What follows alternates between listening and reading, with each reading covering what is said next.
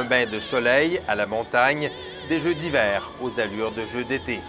Krasnaya Poliana, la station de montagne des Jeux de Sotchi, connaît ces jours-ci une vague de chaleur étonnante.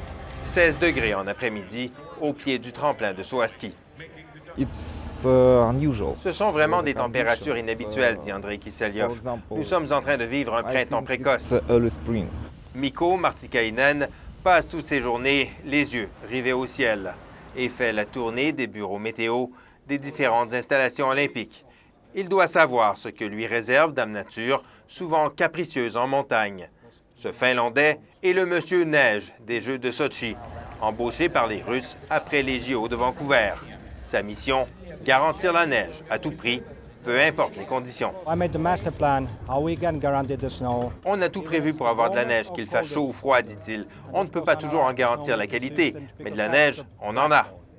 500 canons à neige en montagne, tous contrôlés par ordinateur. De la neige entreposée aussi, 1 demi-million de mètres cubes conservés de l'hiver dernier.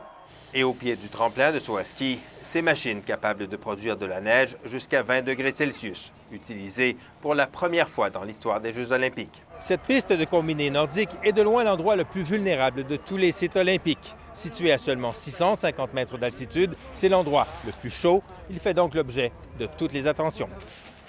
Avant l'épreuve, du calcium est répandu sur la piste pour absorber l'eau, pour faire durcir la neige. Suffisant pour garantir la tenue de l'épreuve, mais problématique pour les équipes. C'est de la neige un peu artificielle, la neige un peu rapportée, etc., qui est un peu changeante tout au long du parcours. Donc le but du jeu, c'est de trouver une solution avec un fartage qui va être à peu près cohérent tout le long. Je pense qu'on est très content d'avoir déjà passé. Pour le champion des bosses, Alexandre Bilodeau, si elles se poursuivent trop longtemps, les températures élevées risquent de poser problème. Mais il est temps que ça arrête, là, parce qu'il faut qu'il fasse un peu plus froid. Mais le soleil n'inquiète pas outre mesure Mikko Martikainen. Seul stress pour lui, la pluie annoncée dimanche et pour laquelle il se prépare déjà. Ici Jean-François Bélanger, Radio-Canada, Krasnaya Poliana.